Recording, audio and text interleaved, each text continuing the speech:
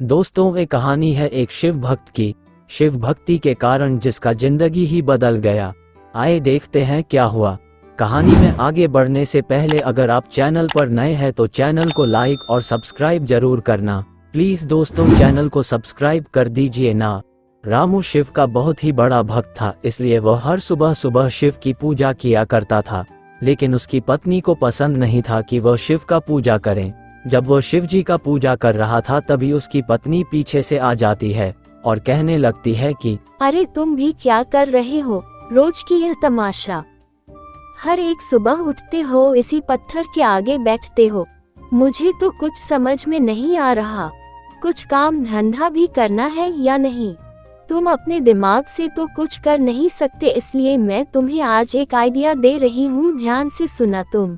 यह कोई पत्थर नहीं, यह मेरे भगवान है और इनका नाम शिव है। आज से तुम इनको शिव कहो ना कि पत्थर। क्या करूं, कोई भी काम नहीं देता मुझे। अगर कोई काम मिलता तो मैं कर लेता।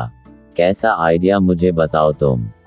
जो वो रामलाल की पत्नी है ना सावित्री, उसके घर पर जाकर कुल्हाड़ी मांगना। उस कुल्हाड़ी से तुम लकड़ियां काट के लेकर आना और हम उसी लकड़ी से मुर्गियों का खोर बनाएंगे। पत्नी के बात मानते हुए रामू सावित्री के घर कुल्हाड़ी मांगने के लिए निकलता है। क्यों आए हो तुम गरीबों की कोई काम नहीं, खुद तो कुछ करते नहीं और दूसरे के घर चले जाकर मांगते रहते हो।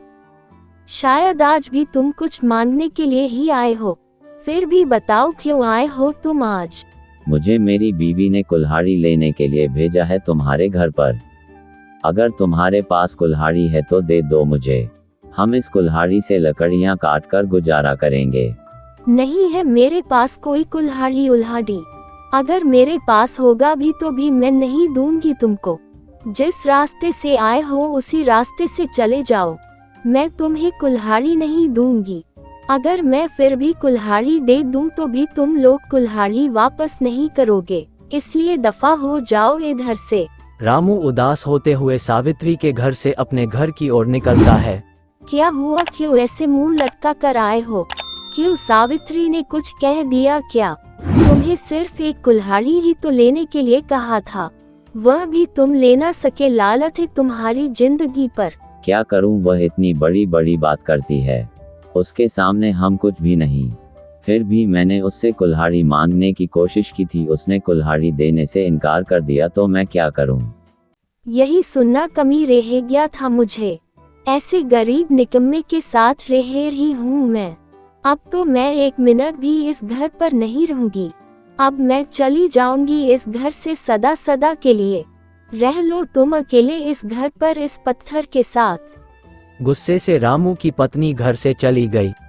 रामू परेशान होकर शिव जी की मूर्ति की ओर होते हुए कहता है, अरे भगवान, क्या हो रहा है मेरी जिंदगी के साथ? मैं आपका इतना बड़ा भक्त हूँ, फिर भी मेरी जिंदगी में इतनी परेशानी आ रही है। कुछ तो रास्ता दिखाइए शिव जी मेरे को। रामू को परेशान देखकर शिव जी प्रकट होते हैं और उसके सामने एक सोने की पैसे की थैली आ जाती है। ऐसे चमत्कार को देखकर रामू भी बहुत खुश हो जाता है।